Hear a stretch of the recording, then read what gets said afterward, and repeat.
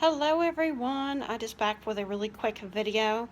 I went to the thrift store on Wednesday, which would be yesterday, and I was inspired by Amity Blooms to do a Bohemian junk journal. So I got all kinds of different fabrics and I bought this old book and and there was some other I can't say it, pieces of paper, we'll just say, that you can decorate with and scrapbook with and things.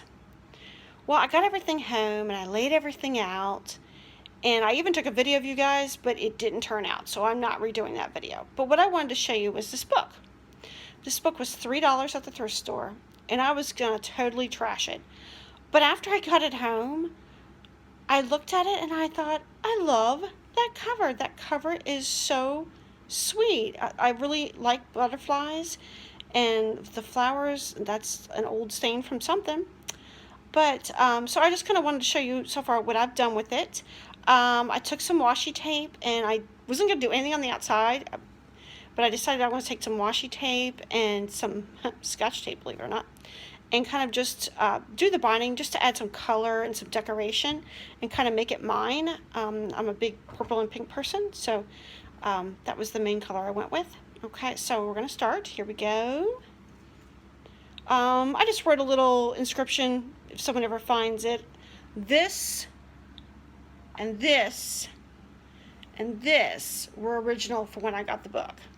But as you can see, the paper's old and yellowed and grungy and wonderful, and I have not added any of that. That is natural patina from just the years. I did put index on here because I'm going to make this a bullet journal slash diary slash junk journal. So index up here, and then I was going to cover this page, but I think it's so neat because it tells about who was involved in creating this book and in St. Louis, Missouri, and the company, and I just thought that was really cool. So right now I'm going to try to do the index on this side. If it doesn't work, I will cover it up if I need that page. Okay, and then this page, I decided to make it my first monthly spread. Well, it's already the 17th, so I don't need a whole month. But as you can see here, this was already here, and the book is from 1931 and made in the USA.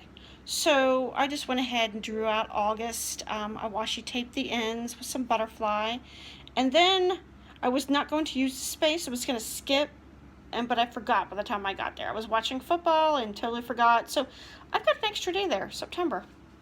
So then I just made this page just sort of like August notes, things I might need to do for the month, things I don't want to forget. It's more of that butterfly washi tape. This is some of the scrap paper that I got at the thrift store. It's homemade paper, and can you see the edge of that? That is so, it's really thick and soft, actually kind of smooth, and with that little ruffled edge. I love that. So I cut that out and pasted it over top of that page.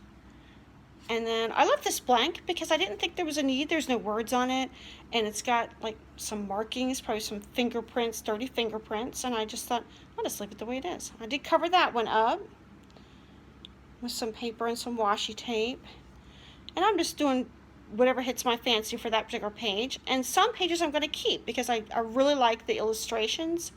Again, this is butterfly with some beetles and a bee gathering their food from the goldenrod. So I did leave that. And of course these I covered up. They explained about the goldenrod, but I thought, I don't need that, so I'll cover those up. I left the purple aster, and what I thought about doing was these illustrations are obviously black and white on like a yellowish background. I actually thought about, well, coloring them in with the colors that it would be, which if I remember correctly, aster has like a yellow middle and a purple flowers on the outside. Some asters are purple and some are white. There we go. So, and then of course make that like a monarch butterfly. It's kind of what I was thinking. So I'm going to leave this blank. Will I write anything up there? Probably not, unless like I run out of room here and I just move it over there. I think I'll just leave that page the way it is. And then I went ahead and did this page. And then I covered these up with, again, some paper and washi tape. And this illustration did not have a title. It was on this page, and I covered it up.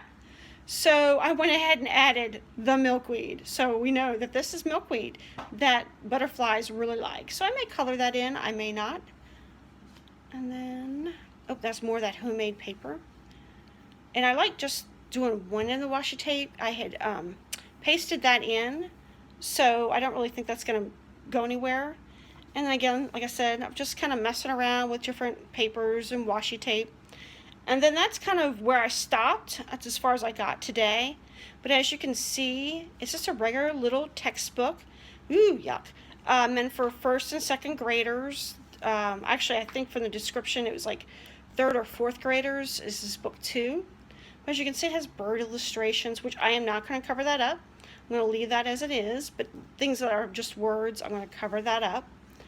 And then I'm going to add my own kind of illustrations. And oh, there's a black bear.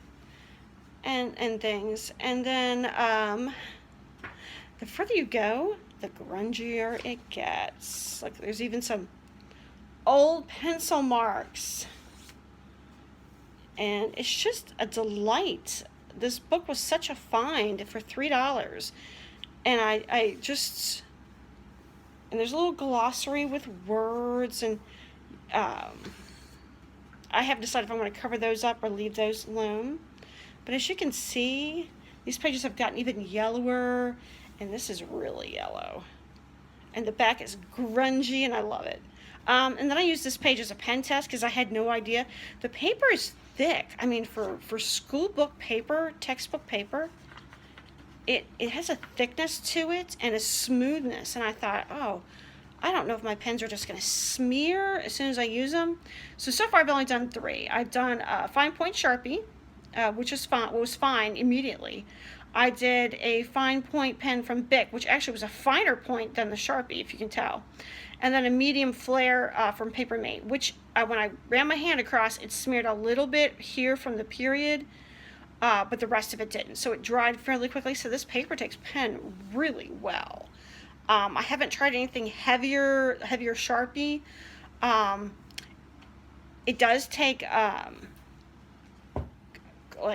coloring pencils really well. You can see where I did it right there. I found that it was kind of, I had to go over it to kind of make it dark enough.